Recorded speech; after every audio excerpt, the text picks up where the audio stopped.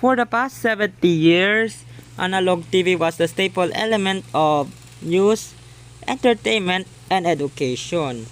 This is the story of the shutdown of analog TV as part of digital-only signal switchover. The start of analog TV. It was in 1946 when Bolinao Electronics Corporation were founded. In 1949, James Lindenberg applied for a license in the Philippine Congress to establish a television stations. In June 14, 1950, his request was granted. So, his experiment he made is the two mango trees with a copper wire connected both to the trees, then connected to the transmitter control unit, then it worked. But their television unit were scarce in the Philippines. However, 1953, Aleli and Tony Quirino acquired the Bolinao Electronics Corporation and renamed to Alto Broadcasting System, or should I say its acronym ABS. In 1953, the TV station launched its first TV broadcast and bared its call sign DZAQ-TV on the Channel 3 VHF band. 4 manual technical trainings in the United States of America or the USA. It mentions like Arcadio Carandag, Romualdo Carvalho, Harry Chani, and Jose Navarro. The transmitter and studios back then were located in San Juan, originally broadcast at 6 to 10 in the evening. In July 1958, another station were launched, this time for Chronicle Broadcasting Network, where Eugenio Lopez Sr. was the owner. The same year, it migrated their studio and offices along with transmitter to Dewey Boulevard. Then the Lopez brothers controlled both television channels in the archipelago, and plans were underway to build a new headquarters for the network in Rojas Boulevard, Pasay, which was opened at the same year and became the official studio or channel 3 and 9. With that success, the first regional station came in 1961 in Cebu as DYCB-TV Channel 3. Here it produced Hiwagas sa Bahay na Bato and Mga Bayani sa Kalawakan. In 1960, IBC or the Intercontinental Broadcasting Corporation launched DZTV 13 and Radio Mindanao Network affiliated it. In 1963, DZAQ TV Channel 3 on the low VHF band began a test broadcast in color. In 1966, ABS-CBN became the first TV station to broadcast its selected shows in color. Dubbed as Sari Manok, it became its logo motif for decades. On February 1, 1967, it became ABS-CBN or the Alto Broadcasting System Chronicle Broadcasting Network. On December 18, 1968, ABS-CBN inaugurated the ABS-CBN Broadcast Center complex in Bohol Avenue, Quezon City. The complex was among the most advanced broadcasting facility during its time in Asia after the Nippon Hosokokai or NHK in Japan. In 1969, Siete Palabras from ABS-CBN Baguio simulcast via microwave relay. In March 1969, TCXL migrated its channel to VHF channel 4.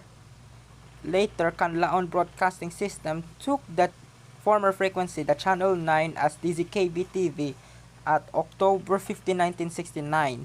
Then on November 14, 1969, DZAQ-TV migrated the channel at channel 2 to avoid interference from DZXL-TV. However, before that, another station had a rival against that station, namely DZWB-TV, launched by the Republic Broadcasting System of Robert Stewart in 1961, while another one, which is ABC5, launched in none other than June 1960. In 1962, the Manila Broadcasting Company, who made DZRH, launched its TV version. In 1969, the Canlaon Broadcasting Service or Conlaon Broadcasting System launched its Channel 12 in Baguio, and both had a color television broadcast under the AccuColor brand. In 1970, KBS adopted a color-ready OB van, and in 1971, it became an all-color television network. Between 1970 and 1972, the Intercontinental Broadcasting Corporation or IBC launched its color TV broadcast, dubbed as Vinta Color. It was named after the boat which is called Vinta in Zamboanga.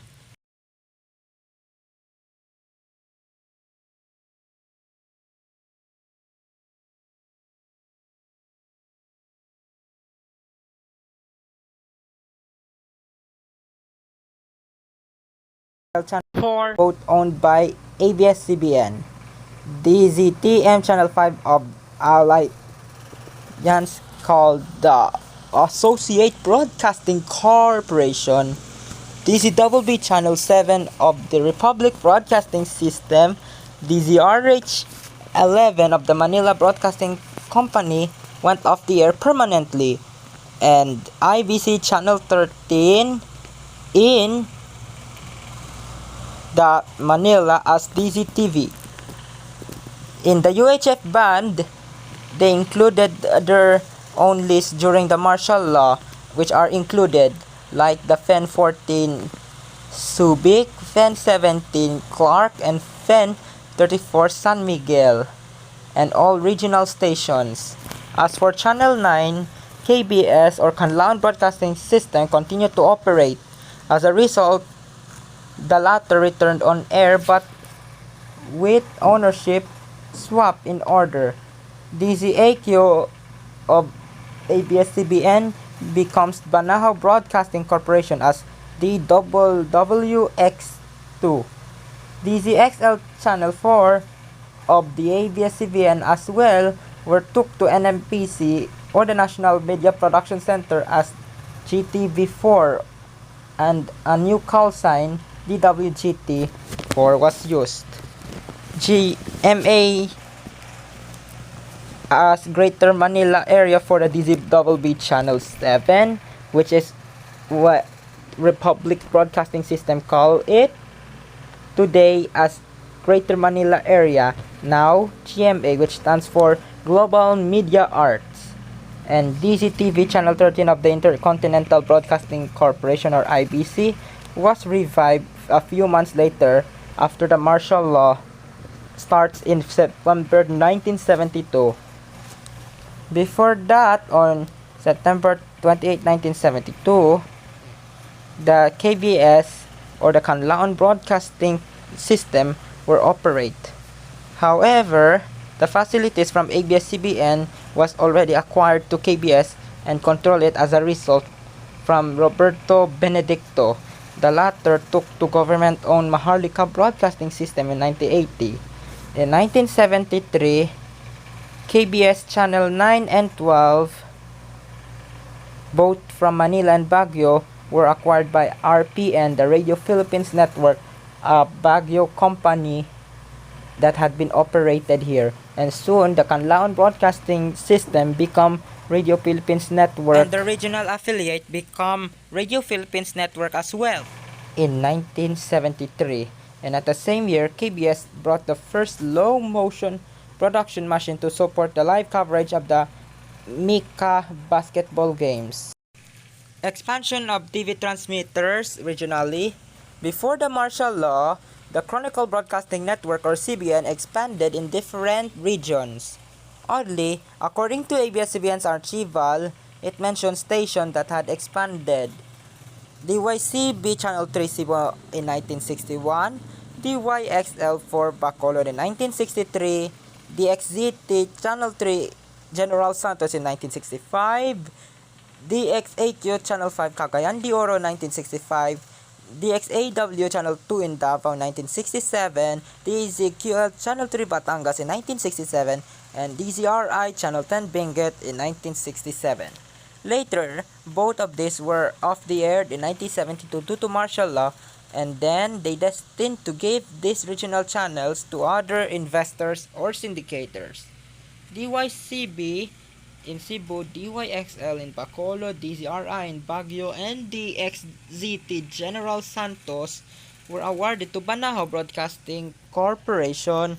DXAW Davao and DXAQ Cagayan de Oro or CDO were awarded to Radio Philippines Network or RPN on behalf to KBS or Canlaon Broadcasting System, and DZQL TV on the other hand in Batangas never returned back on air. Post-martial law. By 1986, the TV station DWWX or DWX Channel 2 and DWGT4 went off the air due to propaganda amidst People Power Revolution. However, it returned on air a few months later. The Channel 4 as DWGT's interim name, the new TV4, and then DWWX on the other hand returned to Eugenio Lopez and relaunched as ABS-CBN with the call sign returned as DWWX from the Banahaw Broadcasting Corporation, which happens back in 1973 during the martial law. On the same year, they launched the Presidential Commission of Good Governments, where Intercontinental Broadcasting Corporation, Radio Philippines Network, and Maharlika Broadcasting System were among being handled with the government sequestered company. Analog TV DXing in those years. Back in 1980s during the martial law, there was an unknown man received a Japanese AV signal using a rabbit ears antenna and a color TV located in Baguio. It was confirmed it was due to escape, but it is unknown who is he.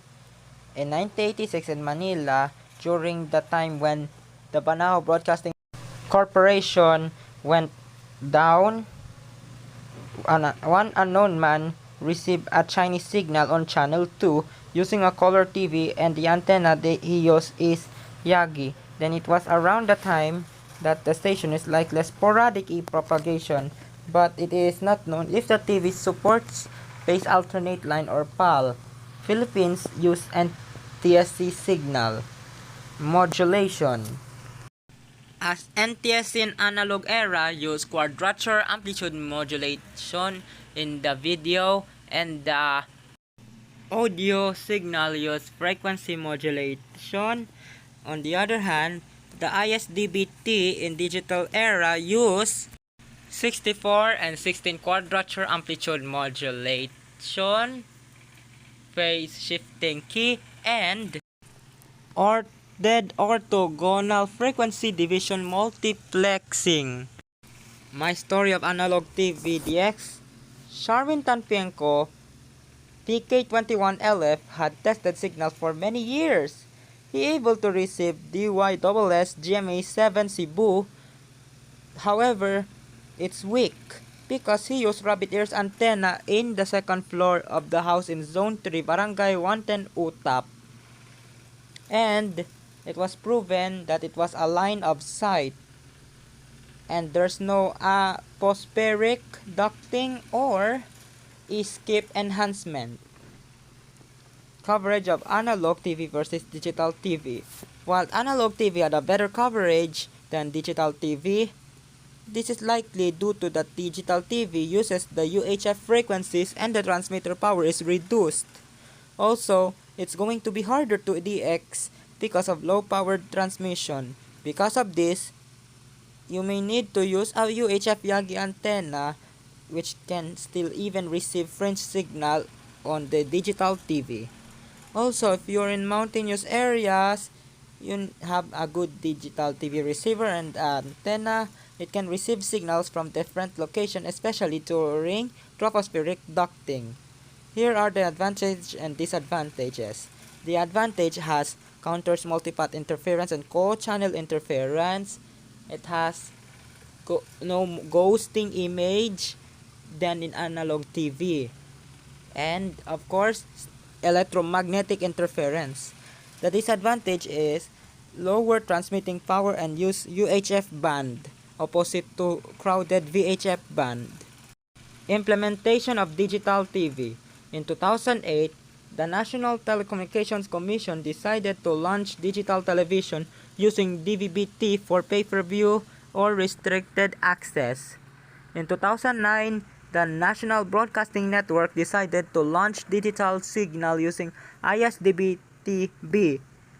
In 2010, ABS-CBN will launch its digital broadcast in 17 cities in Metro Manila as well as selected areas in Bulacan and Pampanga using ISDB-TV.